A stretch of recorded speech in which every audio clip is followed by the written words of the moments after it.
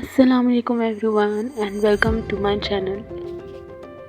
ये मेरा पहला व्लॉग है और मैंने कोशिश की है कि मैं व्लॉग के फॉर्म में डिफरेंट शॉट्स ले सकूं और मैंने उनको कंपाइल किया है और ये व्लॉग बनाया है। होप सो आपको पसंद आएगा। तो चलें फिर व्लॉग को स्टार्ट करते हैं।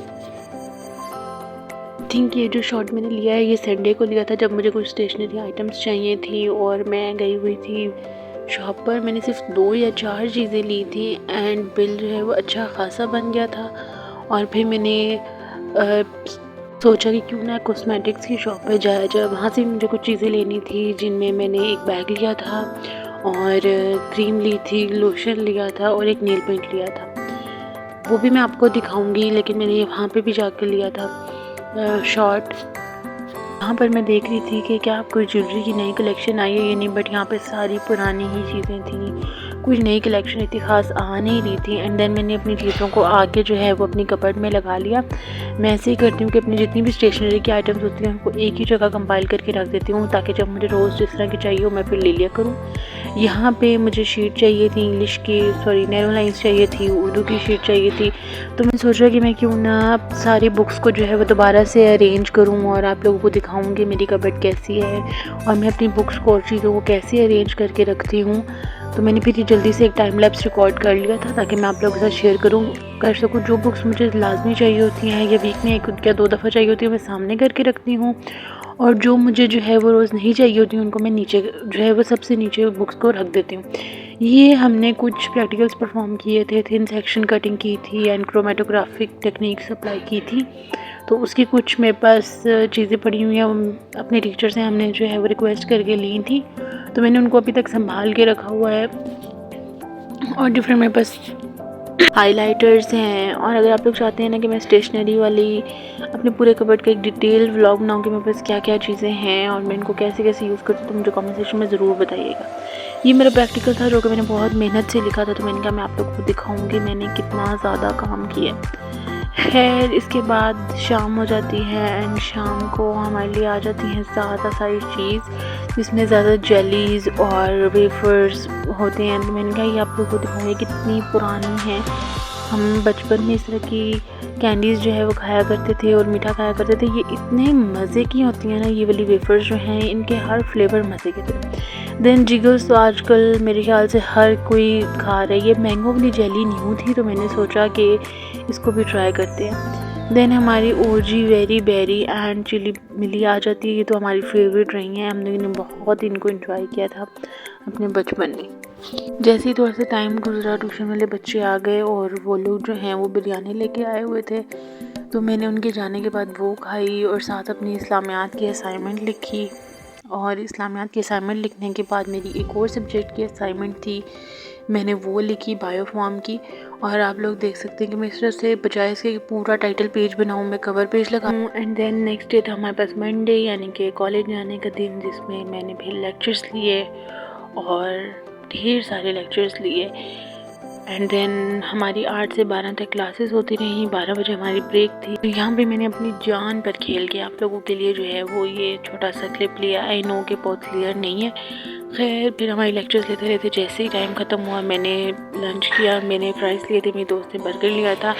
एंड देन मैं ग्रीन बस पे ट्रैवल करके घर आ गई। उस दिन मौसम इतना प्यारा हुआ था, इतना प्यारा हुआ था जिसकी कोई हद नहीं। जब घर आई तो घर में भी चावल बने हुए थे और स्पेगेटी थी जो मम्मा ने बनाई थी, बहुत मज़ेदार बनी थी। एंड देन यहाँ पे हमारे पास एक और चैनल भी है जो कि कुकिंग चैनल है, जिसके लिए मैं वीडियो रिकॉर्ड कर रही थी। तो मम्मा ने कहा कि तुम अकेली खड़ी ना रहो, जल्दी से ज़रा पकौड़ों के लिए आलू को जो है वो कट करो। अब 3 स्लाइसेस करने थे और मुझे डर लगता है इस वाले कटर से कि मैं बहुत आराम से इससे कट करती हूँ। एंड देन मैंने जल्दी इसको किया और फिर लोग इस तरह से ये ना देखिएगा कि मैं किस तरह से कट कर रही हूँ, आप ये देखिए कि मैंने कितने 3 स्लाइसेस जो हैं वो कट कर लिए हैं। मतलब लुक से मत जाएँ इसकी। अब ये देखिए कि मैंने कितने आराम से कितने मज़े से जो है वो फिर भी कटिंग कर ही ली है। ये मुझे बहुत मुश्किल लगता है ये वाला कटर यूज़ करना, और मैं प्रेफर करती हूँ कि मैं इससे ना ही काटूँ, मैं नाइफ़ का ही यूज़ कर लूँ तो बेहतर है। खैर ये कट हो गए थे, इनको अच्छे से वॉश कर लिया दोबारा से एक बार, एंड देन मैंने इसको बेसन वाले बैटर के अंदर डाला और बना लिया। ये इतने मज़ेदार बने थे, इतने मज़ेदार बने थे जिसकी कोई हद नहीं। अगर आप लोग चाहते हैं कि मैं इसकी रेसिपी आप लोगों से शेयर करूँ तो आप लोग मुझे कमेंट सेक्शन में ज़रूर बताइएगा, मैं आप लोगों के साथ ज़रूर शेयर करूँगी।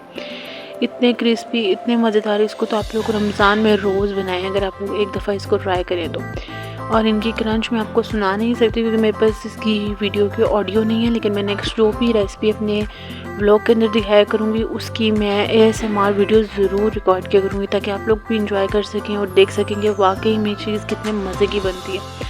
सिर्फ 1 या 2 इंग्रेडिएंट्स ही ऐसे होते हैं जिनको आप अगर सही तरीके से डालें तो खाना बहुत मज़े का बनता है। इसके अलावा आप लोग कौन से पकोड़े खाना पसंद करते हैं, आलू वाले या दूसरे, तो आप लोग मुझे कमेंट सेक्शन में ये भी ज़रूर बताइएगा।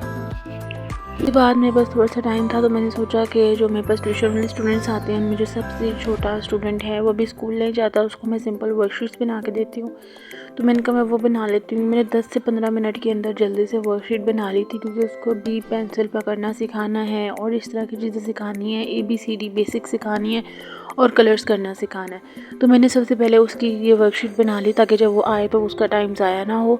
और मेरी बहन का जो है वो सैंडविच खाने का दिल चाह रहा था तो मैंने कहा मैं उसकी तैयारी कर लेती हूँ। अच्छा, यहाँ पे ऐसा है कि ये व्लॉग एक दिन का नहीं है, डिफरेंट डेज़ की क्लिप्स हैं जो कि रिकॉर्ड हुई हैं और कंपाइल हुई हुई हैं। ये सारा खाना और ये सब कुछ एक दिन का नहीं है, डिफरेंट डेज़ के पूरे वीक का व्लॉग है।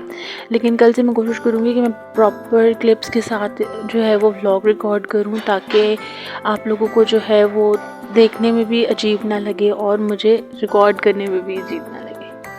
जो आपने अभी क्लिप देखी थी बिल्ली की, बिल्ली हमारे घर आ जाती होती है रोज़ तकरीबन, और आकर ये बस खाना नहीं मांगती, वैसे ही बस चीज़ों के साथ फिर फूर के चली जाती है और बस म्याऊं म्याऊं करके चली जाती है। यहाँ पे मैं जितनी देर सैंडविच बना रही थी मेरी बहन मेरा मोबाइल ले गई थी और वो कैमरे से जो है वो बिल्ली को रिकॉर्ड करती रही, मुझे पता नहीं था।